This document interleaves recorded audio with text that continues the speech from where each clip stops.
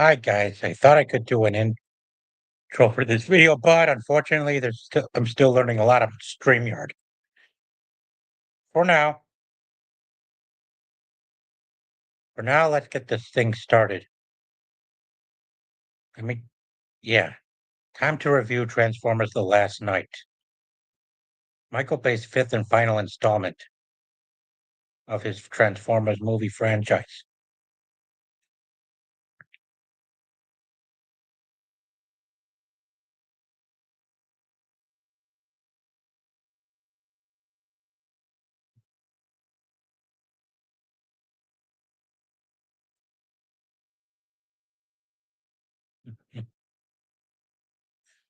Yeah, clearly this movie is a mixed bag. Not a well, it's not a complete. It's not a flop, but just that there was so much interference coming from the studio executives. Politicking is disgusting.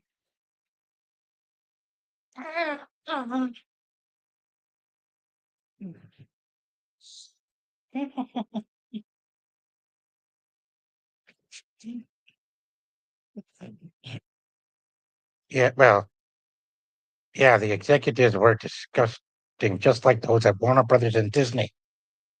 Back then, of course, but now right now the studio, while Paramount is still trying to recover after all the damage these woke tard executives have caused, along with their staff. This this movie was still fun to watch, yet it the main letdown was the cast of Autobot and Decepticon characters. That once again, Michael Bay, instead of going with more actual characters that were from the source material of G1, he kept making shit up. However, Nitro Zeus and Dragonstorm are the only two original characters I deem passable. As for now, it's been years since Optimus Prime was. The whole movie starts with the flashback of the cinematic universe's version of Merlin and King Arthur. Merlin reaches out to Cybertronian knights to help assist King Arthur and his forces up against their enemies. Doing so, they agreed to protect the staff from the Decepticons and other threats linked to Quintessa and more.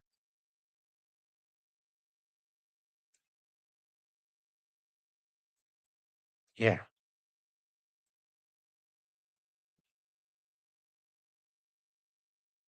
yeah, it's kind of awkward too.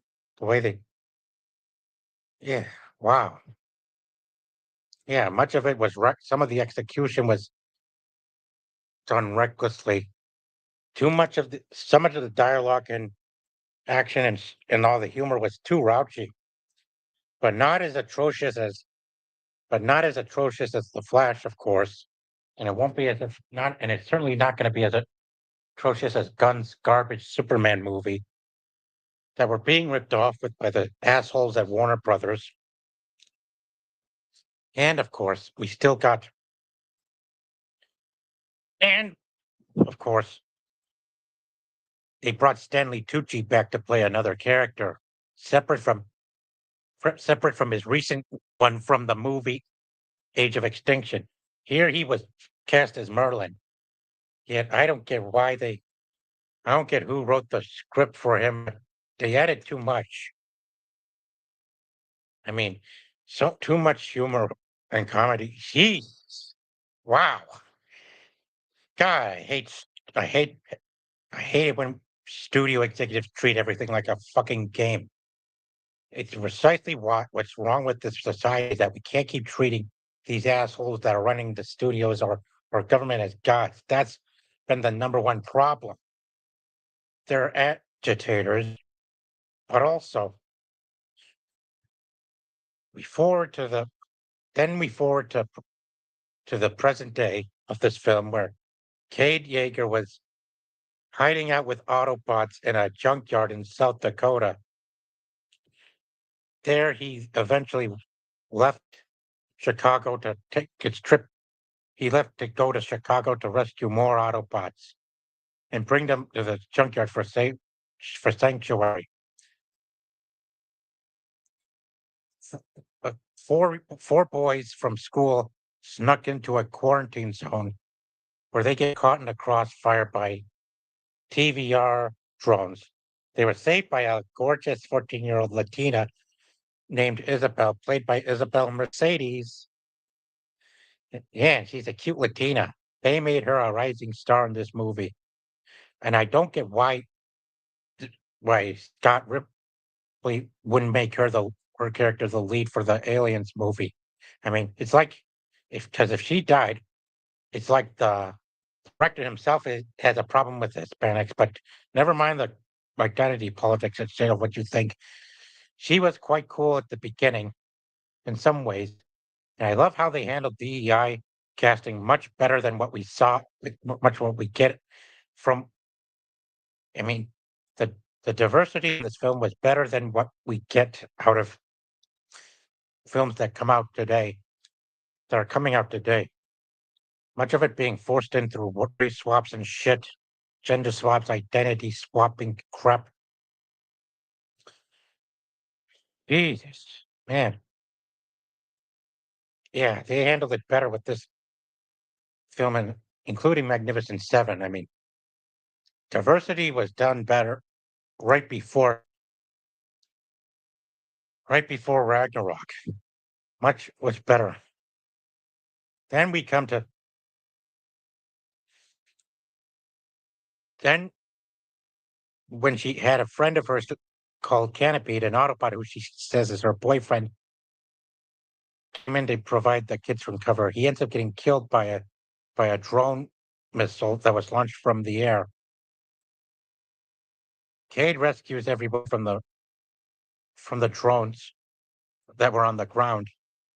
He tries to rescue a knight that was stuck in the night ship, which the kids discovered, but he dies while giving Cade the talisman. As for as for the kids, he got them along with the Latina out. But my God, who who wrote the scene where he threatened to punch a kid in the face for attempting to bring him in? I mean, what the hell? My God. Wow. And what was also crazy was Bumblebee being unkillable, the unkillable Bumblebee. In Age of Extinction, he appeared as the unforgettable Bumblebee, and now he's called the unkillable Bumblebee. Why is it always got to be Bumblebee that kills a big tough ass Decepticon that way? No offense, guys, to anyone watching the stream. Wow. I mean, sheesh. I mean, who wrote this stuff? I mean, God, I hate it when.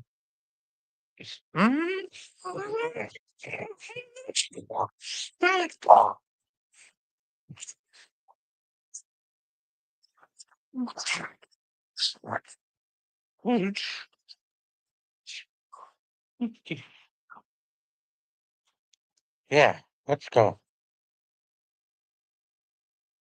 Sorry, guys. Oh boy. Anyway, Cade makes it out after Bumble.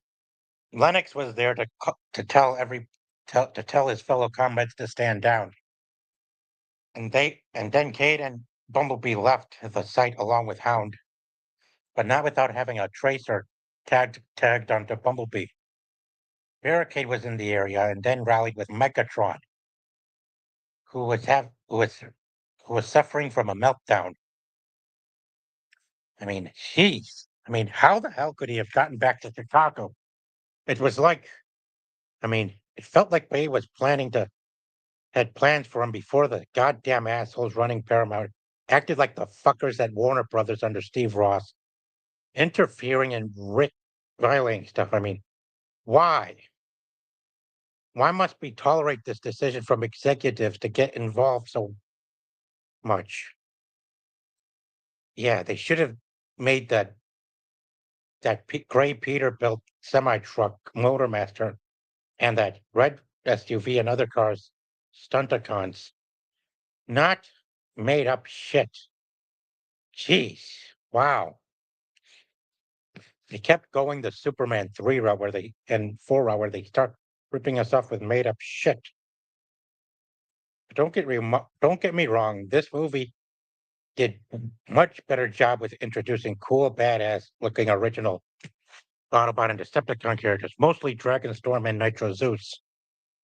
But yeah, they really went too far deviating from the source material when they introduced another Decepticon from the from the source material. And that would be Onslaught. I mean, Onslaught, this character, why? This kind of vehicle? Yeah, I mean, Onslaught. Oh, jeez.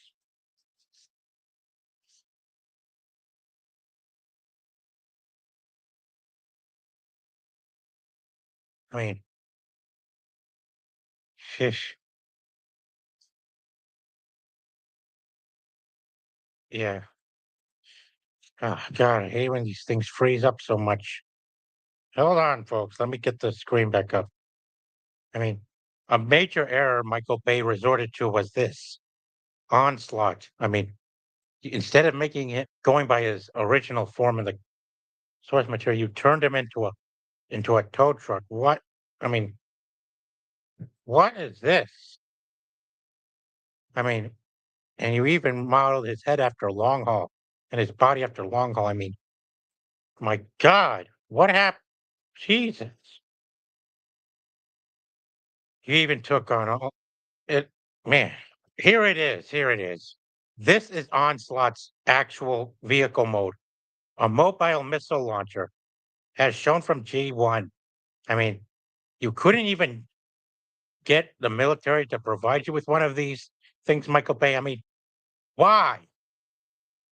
Why couldn't you do the Combaticons in this movie, or at least make sure Onslaught maintained this G1 form of his? I mean, it wouldn't be too expensive for you to use a actual mobile missile launcher, and you could have made it a lot cooler. I mean, what the hell? I mean, Jesus Christ, Michael Bay. I still respect you and as one of the best directors, but my God, I've seen worse out of Warner Brothers for how selfishly evil the executives are. You know, but really, I mean, gee, I mean, and they've got to wonder this form of this robot look of Megatron. Wasn't he supposed to be called Galvatron with this look? I mean, didn't they have other plans on how they would bring Megatron back into the world right before the studio executive animals got involved, refusing to choosing to choosing to go the Superman 3 swindle route? I mean, this form of Megatron, it looked like he was meant to be called Galvatron. And he kind of and at this distance, he kind of looks like Ultron. I mean, literally, guys. I mean, he kind of looks like Ultron, an oversized version of Ultron. And hang on, let me go back. Let me just look this up.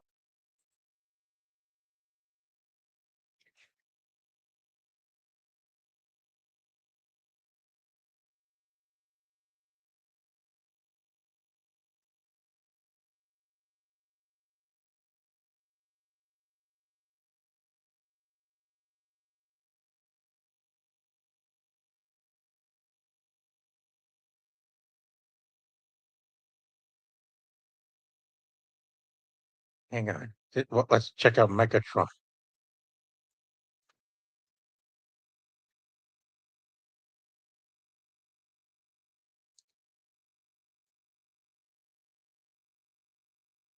Ah, here we go. Wait, no, no, no, no, no, no, not that.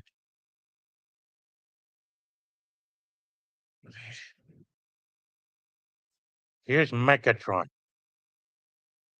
I mean, he almost looks a lot like Ultron from the Avengers movie from 2015.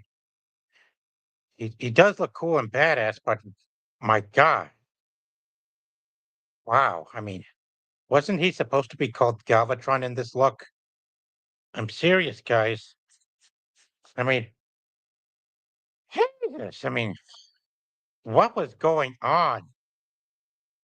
I mean, why do we got to live with all this fucking chaos and everything like that? Oh, Christopher Lee. Oh, wow. And look at him. Here's a Megatron holding Starscream's head, which Day Trader said what he found in Buffalo. I mean, Buffalo is where I was born and where I lived east from here in Erie County. I mean, you, my God, that didn't Day Trader. Hang on. I mean, another opportunity turned down in favor of lazy shit, made up shit. Hang on.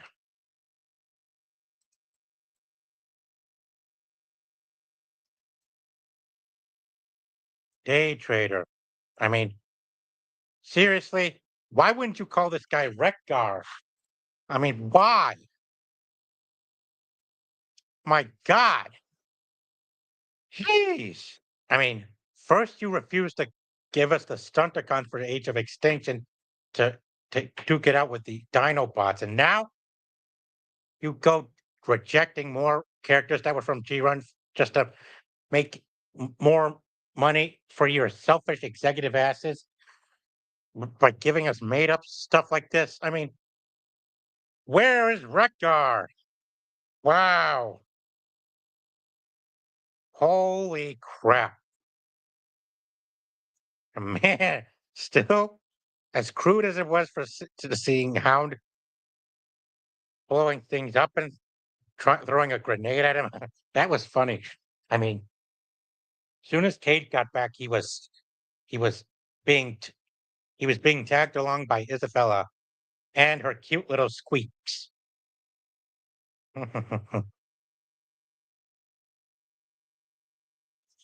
Yeah, and wow, I mean, some of the humor in the scene where they return,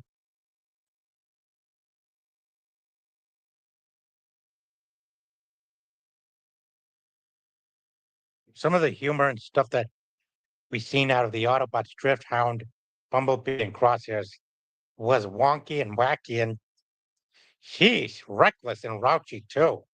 Wow. I don't know what Michael Bay was trying to do here. Sheesh. Wow. I mean, is that the best? Wow. And I don't even know what happened to the other Dinobots, but all we've got is Grimlock. All we got in the thing was Grimlock. I mean, why was he separated from the other Dinobots?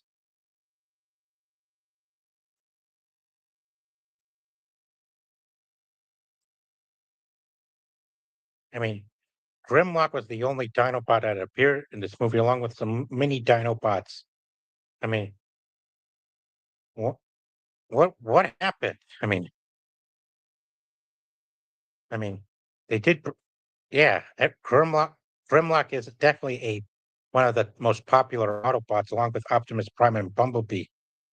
But was it really necessary to have him separate from the other Dinobot that we saw from Age of Extinction? I mean, wow. I mean, jeez. And you couldn't even give us Combaticons or any other Decepticon that was from the original series, not even Astro Chain or even Blitzwing or even any one from that was from G1 originated. I mean, wow. And yet you had to start recycling models off of previous characters. Oh,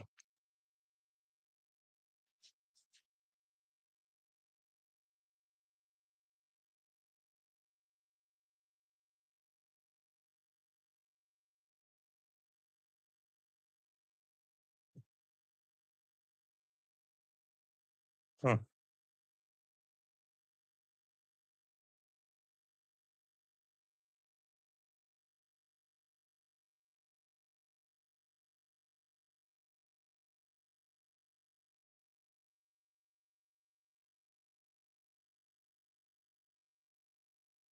hmm, hmm. Ah, here we go. Ah, here we are. Gotta give points to the person who did this artwork. These are the Decepticons that appeared in last night movie, guys. I mean, we got Megatron, we got Nitro Zeus, we got Barricade, we got Long Haul being called Onslaught for no fucking reason, and we got two replacement dreads. One being called Dreadbot and the other being called Berserker, and the little one Mohawk. I mean, wow, quite cool. I gotta give points to the person who did this picture, but I mean, would have been cool if we got even more of them to show up against the Autobots in the Nest forces in the final battle. And it would have also been cool if we had the Combaticons in this movie, eh, or at least make sure that Onslaught was actually a mobile missile launcher and not some other vehicle. I mean, what in the world was going on? Still, the fights were cool, and I loved that they went to the, and I loved how Kate and Isabella and this black guy that was with them were being chased all the way up to the top of one of the old abandoned buildings by the government forces.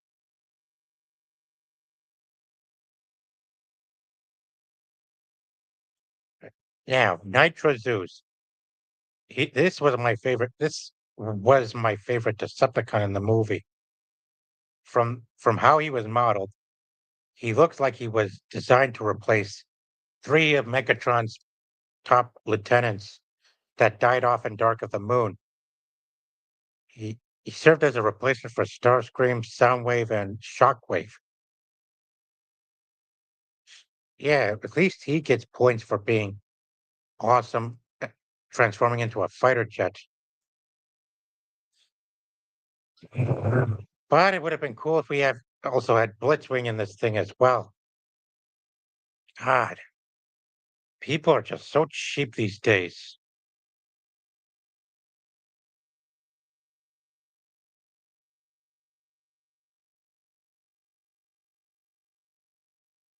Well,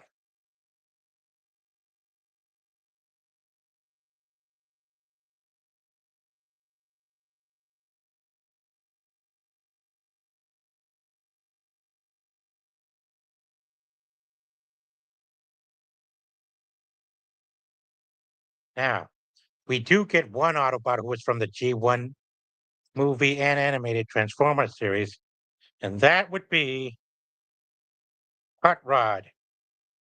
You know, he is orange, just like from the cartoon, but much of his color scheming, his model, it, it kind of looks like he had. I mean, from this looks, it looks like. I mean, from here, it kind of looked like that Michael Bay and his team took the color scheme from Mudflap and adopted it onto him. Now, don't get me wrong. Hot Rod was orange in the original animated film, just that he does not have the flame insignia on his chest like he did in G1. He is voiced by French African actor Omar Sy, who was also in, who before this movie co-starred with Chris Pratt as a survivor in Jurassic World.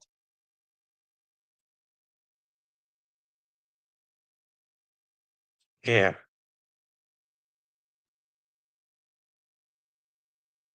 mm,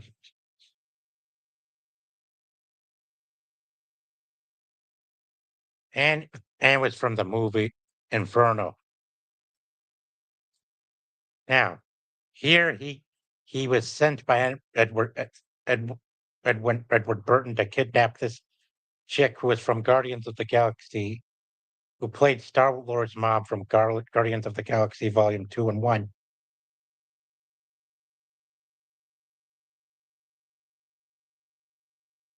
Still, I'm glad he did. It helps redeem her as well.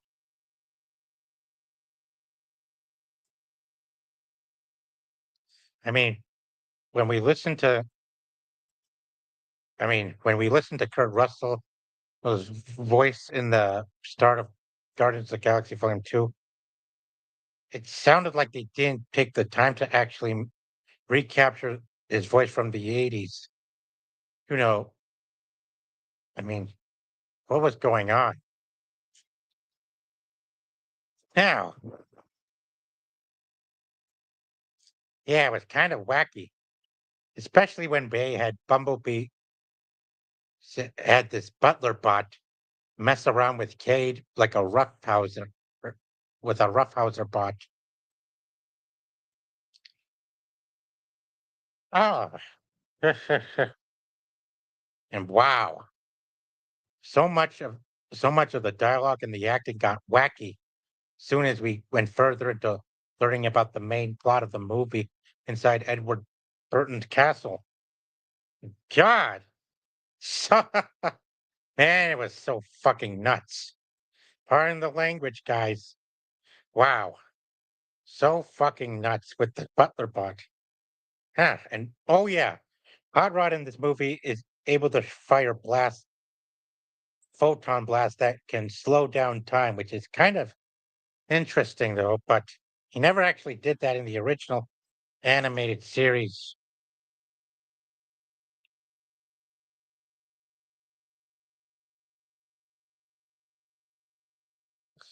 And my God, they kind of went too far with the by pulling off a twist that Bumblebee's been on Earth since World War II. I mean, come on, God, you're going a little too far with the plot twists and history, Michael Bay. I mean, it's kind of you're confusing your audience and stuff. Jeez, man, I hate Paul A when they had to bring fucking meddling ego of fucking politicking into play. We don't want politicking. We want people to respect their work. Yeah. And God for as for the DA. Wow. And I don't get it. Well, I don't know why. Never mind. Let's just now. Even more got super crazy when they with the chase. I mean,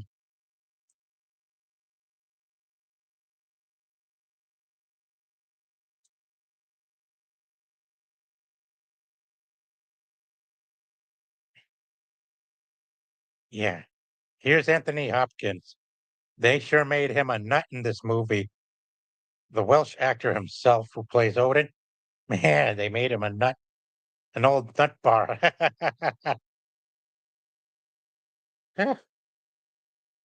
Yeah, his acting went nuts. Yep. He brings Caden and Laura into well,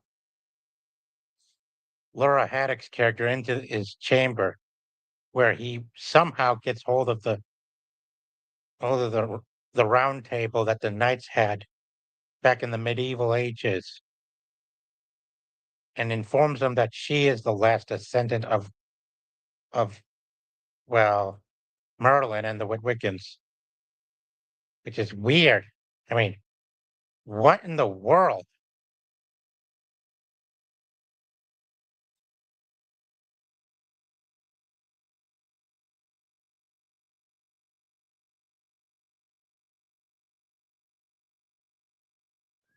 Okay, let me just get some here.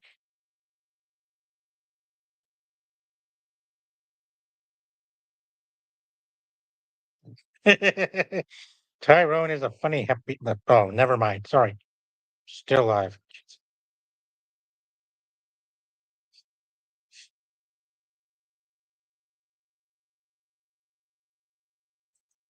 Hang on, Phil.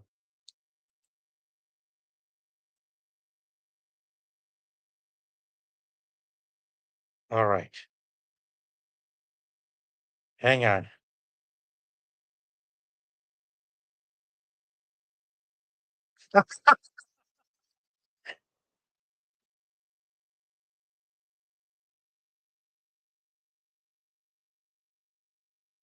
Hang on, folks. Oh! Oh my goodness gracious, sorry. Oh my oh my god. Sorry for my head, guys.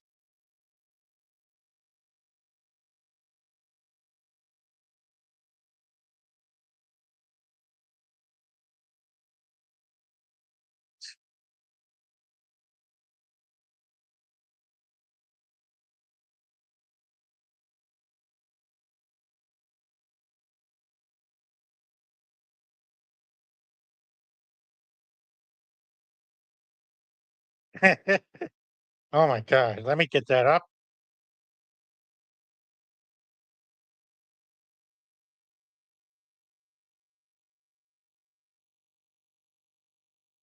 One quick click. Way, move, bitch, get out. He laughed. Okay, let me just X out of there for a minute, and I mean, man, the guy's acting in the movie was nuts. Started to get nuttier in the movie. I mean, Anthony Hopkins. I mean, hold on. I hope Paramount forgives me. I mean, I mean, what in the world? I mean, what in the world is that? Him giving the cops a middle finger at the man, too much Rauchi can drive you nutty.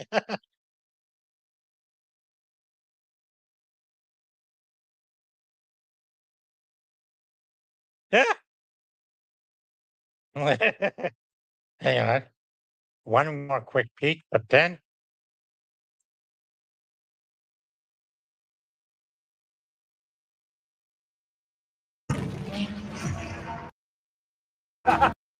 ah, look at that. He's laughing like a nut. So man, Michael Bay made Anthony Hopkins a real maniac in this movie. Okay, gotta take it easy now. I don't want the algorithm to strike this thing down. Whew, wow. And, and they sure made Anthony Hopkins a fucking nut bar. Wow. I mean, and oh yeah, another crazy thing they did. Jeez, a crazy thing.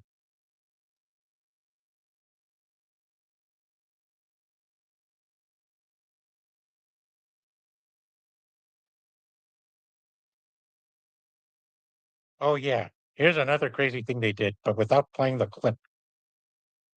I mean, you had Bumblebee transforming back into his robot form, putting Kate at risk. I mean, look at that. It's nuts. Oh my God. Yo, hey, hey, thank you for stopping by. Nakara Snape. Yeah, thank you. I was also watching this while I was listening to whole my DualShock stream as well. Thank you for coming. Thank you. Yeah, I could use some company too. Oh, yeah. Oh, I know. There was so much studio interference. Believe me, this is what happens when you let studio take. Oh yeah, yeah. But I support you. Yeah, Michael Bay did great with the Transformers films. But Dark of the Moon is what I find is the most irritating because of how the story was executed. I mean, they lied to us about Shockwave, made Sentinel Prime the villain when they could have just had Shockwave kidnap Sentinel and put. Oh yeah, yep, definitely. If you're talking the Hawk Girl actress who is also from Aliens, yep, this is her highest grossing movie so far. Isabella, the lovely little Latina. Yeah,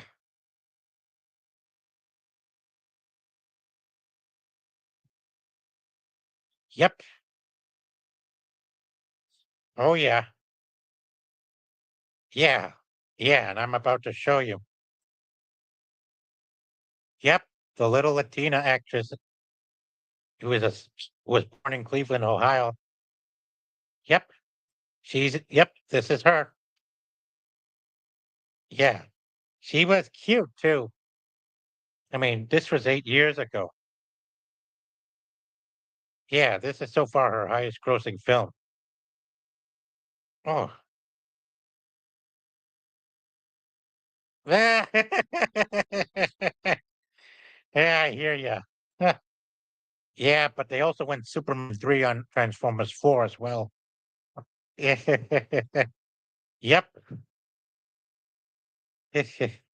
Yeah, yeah, that's Isabella Mercedes. She was also with Mark Wahlberg in a movie where she plays in a kid that Wahlberg adopts. Yeah, it was nuts. Yeah,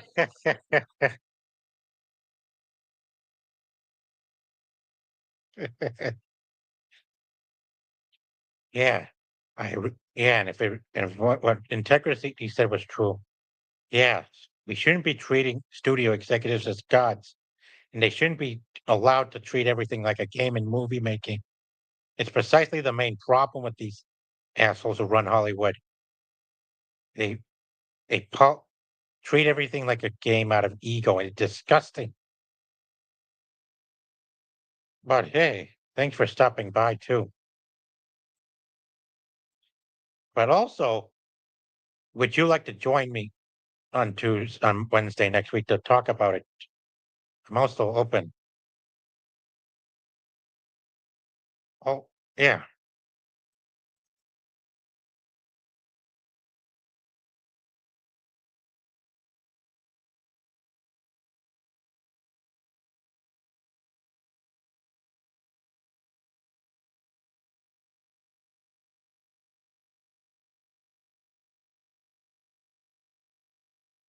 yeah.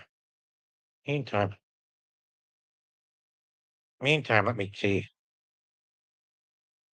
I mean, well, yeah. As soon as they got it onto the ship, I mean,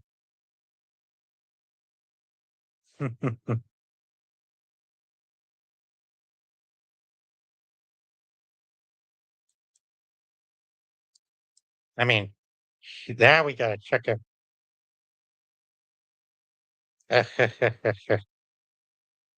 Now,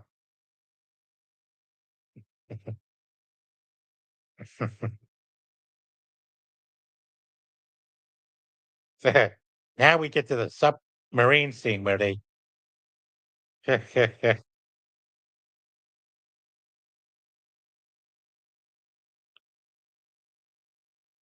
Oh yeah, I know what you mean. Yeah, it left people confused, but I'm sure it's because Michael Bay felt that people were being disgusted by all the humor and stuff that they wanted to try something new with someone braver and more competent.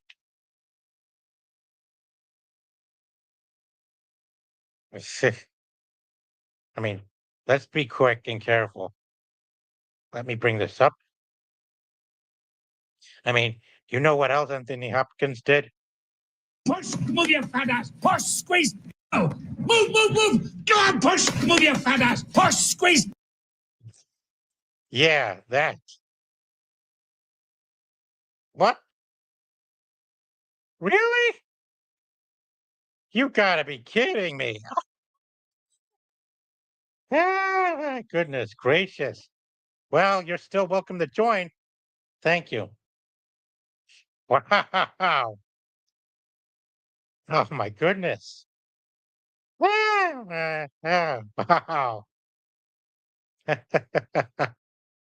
Man, so you changed it too, huh? Wow. Amazing.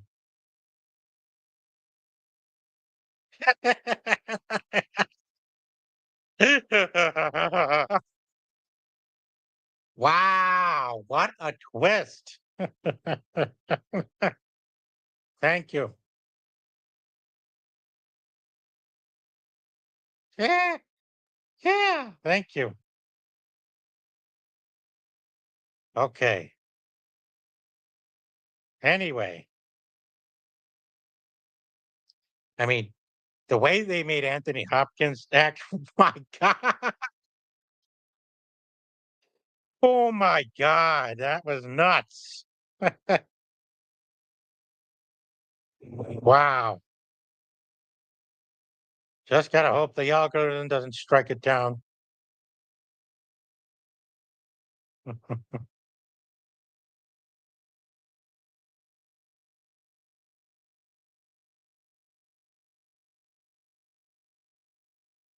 Yeah, of course.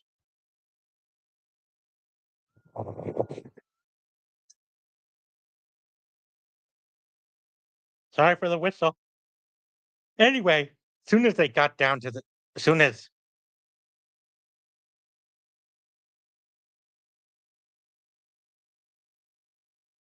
yeah, that's a good point. Yeah, because they overdid it with what they did. Anyway, Cade and his British girlfriend went into the s- went and found the missing ship that had the coffin of Merlin and the knights inside.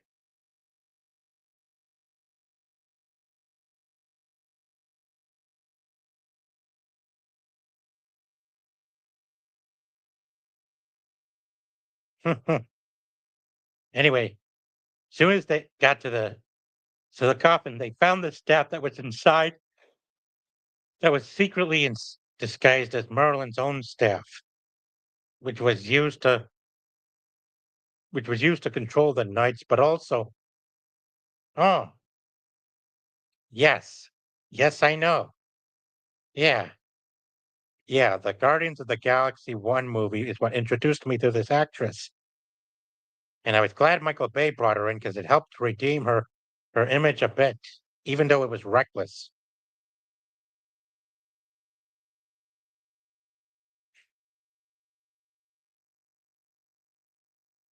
Anyway, soon as they got to the sub, they had a run in with the knights who ended up destroying Merlin's corpse. And then they were approached by TVR soldiers.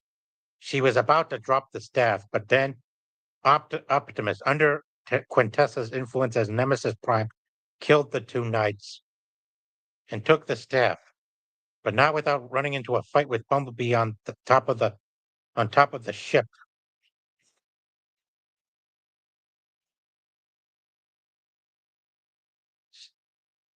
It was only then Bumblebee's voice was able to wake Optimus up from her influence. He was then attacked by Nitro Zeus and Megatron, who took the staff from him, and then he was ambushed by the other knights who were angry with him for killing two of their own. But Cade was able to wake was able to grant Optimus Prime forgiveness just by blocking one of their swords with the talisman created sword. I mean, they couldn't even have him use that sword to fight in the battle. I mean, it could have helped. And was Cade the last knight to be exact? Anyway, they did this epic sky battle between the Autobots and Decepticons while Cybertron was being used. Wait, yes, yes, he was.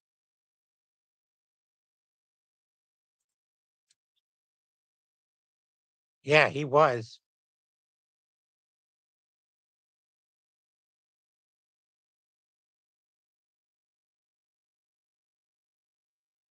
Yep, he was. That's Megatron for you. That is Megatron for you.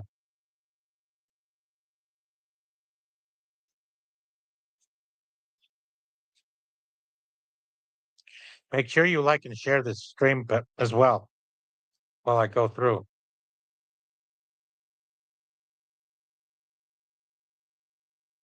And please check out my other live. Oh yeah.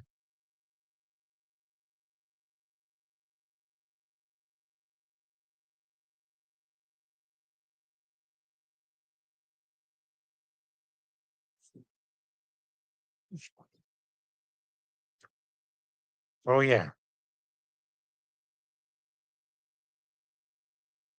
And what you see is Cybertron above them. Thank you. Yeah, that thank you so much.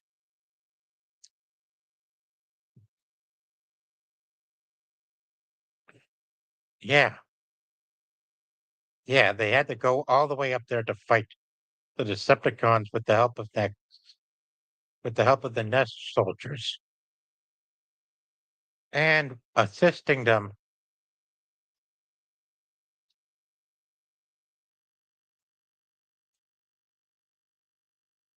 Assisting them with was the Nightbot called Dragonstorm.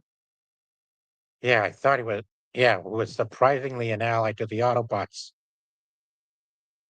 Yeah, Dragonstorm was the combined form of the remaining knights that that were ambushing Optimus. They as Dragonstorm helped him out on fighting the Decepticons on in the Sky Islands of Cybertron. Up there, they were fighting another combiner called Invernicus.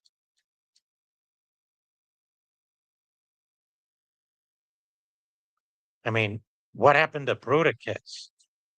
Why not include Bruticus? I mean, Infernicus. I mean, something they made up. Another villain they made up called Infernicus. I mean, who was also a combiner that fought against Optimus. I mean, really? Was that the best they could do?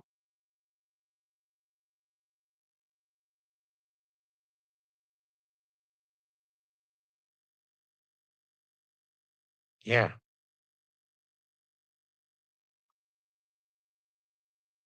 Anyway, Optimus took them all out. And then comes the final battle. Initiation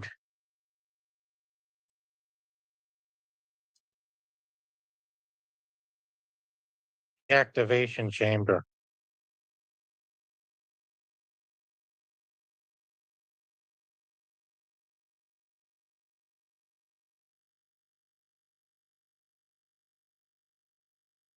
where they fought against Megatron, Nitro Zeus, and Quintessa.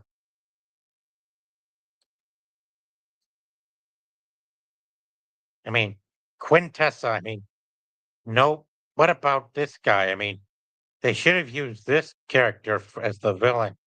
Instead, they took the cheap route and gave us this. This is what they gave us instead of the actual quintessence. They gave us this Quintessa. There was only one triple changer, and that would be Drift. Just one triple changer.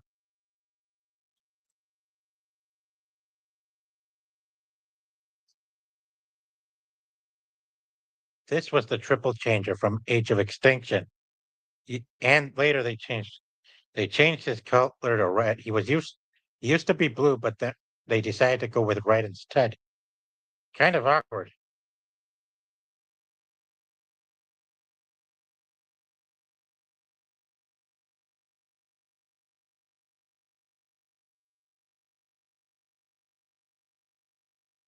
Yeah.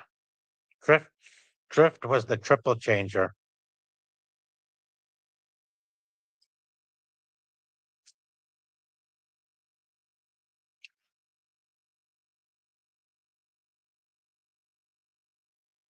And Nitro Zeus. He was in after Optimus kicked Megatron out of the initiation chamber. Michael Bay, for some reason, had to go and make Bumblebee be the one that kills this guy rather than having Hound be the one to blow his head off. But at least I love that. Yeah,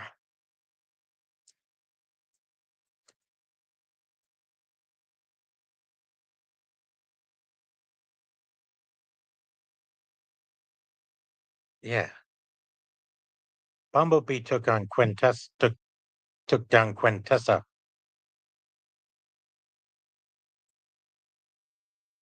She was the villain of this film.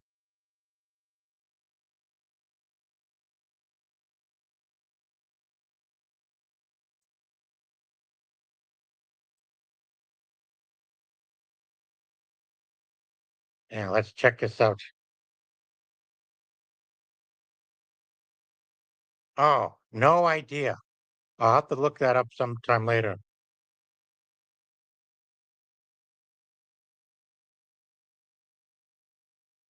Yeah, but let's check this out.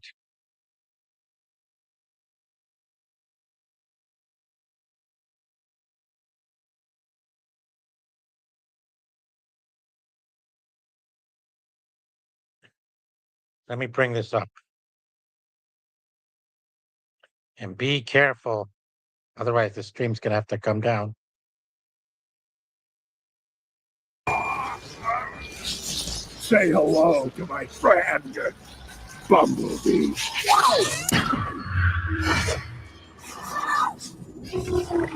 Sting like a... Yep. Sting like a bee. Yep. Luckily, after the government shut, of course, the U.S. troops tried to take the whole initiation chamber down just by using physics, but way to screw the nerds up big time. Wow.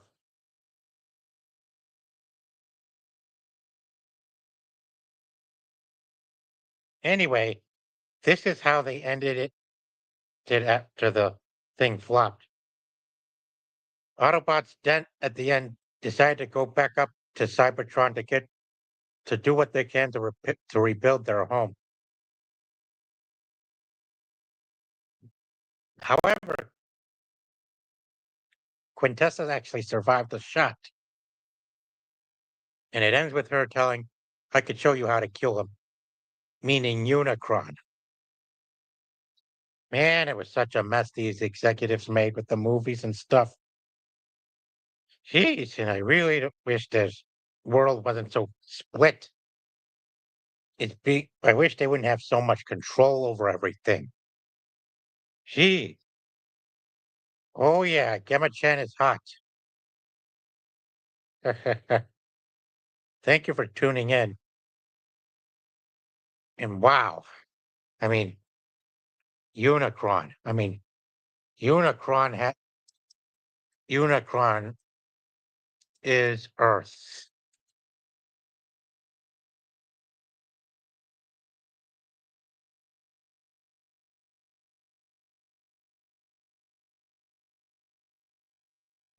I mean, in the movie, this her reason for trying to mesh Earth with Cybertron was because Earth was Unicron. Yeah, missed opportunity. Yep, definitely a missed opportunity right there. Yeah, still, even though they were trying to course correct, they feel like too much was messed up. Yeah, too much was messed up. And sadly, even with Unicron, they didn't even, that wasn't enough to help Rise of the Beast win more than 500 million. I mean, too much was retconned and crap. I mean, geez, reshoots and garbage. Oh God, why is it that we have to have this stupid management where it's at? And why keep turning things into a fucking game? I mean, I mean, here's the comparisons. I mean, my God, you wonder if they were going to release the sequel to last night's 2023 or 2022 before all the goddamn regime change started to happen. My God. Wow. Such a mess. Such a goddamn mess. Well, thanks for tuning in, everybody. I have to go. Be sure to like and share the stream as well. Well, farewell, folks. See you around.